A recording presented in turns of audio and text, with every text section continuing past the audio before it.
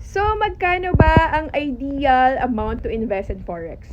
So, tinatanong siya ni Miss Amelia Pilotin. By the way, I just wanted to thank Miss Amelia kasi she just recently availed my Sun Life. So, I just joined Sun Life, guys. She's one of the people who trusted me kaya sobrang thankful ako.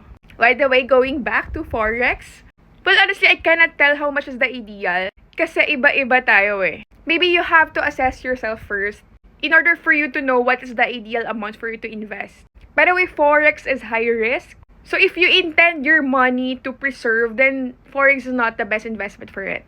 But if you want your money to grow and you're willing to take the risk, then Forex is perfect for you. So paano ko nga ba i-assess kung magkano ba yung ideal amount to invest? First is you have to know magkano ba talaga yung amount na willing ka mawala. Say for example, you have 100 pesos that you're willing to invest. Pero dun sa 100 pesos na yon, 10 pesos lang yung willing ako mawala eh. I want the 90 pesos na ma-preserve. So, yung 90 pesos, ilagay mo yan doon sa mga investment tools, investment instruments na may intention na ma-preserve yung capital mo. Which is, of course, yung mga low risk lang. As long as kaya nga labanan yung inflation rate, okay na yun. Kasi ang mahalaga, yung 90 pesos mo, ma-preserve mo siya, ayaw mo siyang magalaw.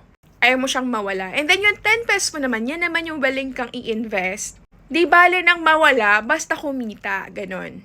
Actually, yun naman talaga yung pinaka-ideal na portfolio mo. Mas maliit yun na sa mga high-risk investment. And then, let me remind you guys na you have to stick with your plan. If you only plan to invest 10%, just stick with it. Sometimes kasi we tend to be greedy. Alam mo, lahat naman tayong tao may mga greediness within us.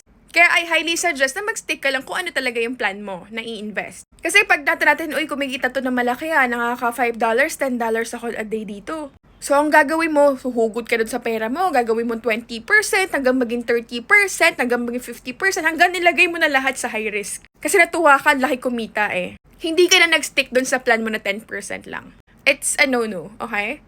You have to stick with your plan. If 10% lang lalagay mo dyan sa high risk investment na yan, which is sa Forex, then 10% lang. Antayin mo na lang siyang mag-ROI or bumalik yung capital mo. Kung say, for example, kumita ako ngayon ng piso, okay, withdrawin ko na yung piso na kinita ko, at least 9 pesos na lang yung capital exposure ko. Kung kumita ulit ako ng 2 pesos, meron na akong 3 pesos, 7 pesos na lang yung capital exposure ko. Hanggang sa makuha mo na yung buong 10 pesos ulit, and then risk-free ka na, kumaga. Ang nakalagay na lang dun sa investment mo is kung ano lang din yung kinita mo, ganon. So, para sa akin, yun yung pinaka-ideal, mag-ROI ka na muna and then saka mo gamitin ulit yun hanggang mapalaki mo yung iyong capital. So, if you want to know more about Forex, tonight we're gonna have our Forex webinar. Guys, it's for free, so I hope to see you there tonight. The sign-up link is in the comment section. I-copy-paste nyo lang dun sa browser nyo and then saka kayo mag-register. So, see you guys tonight!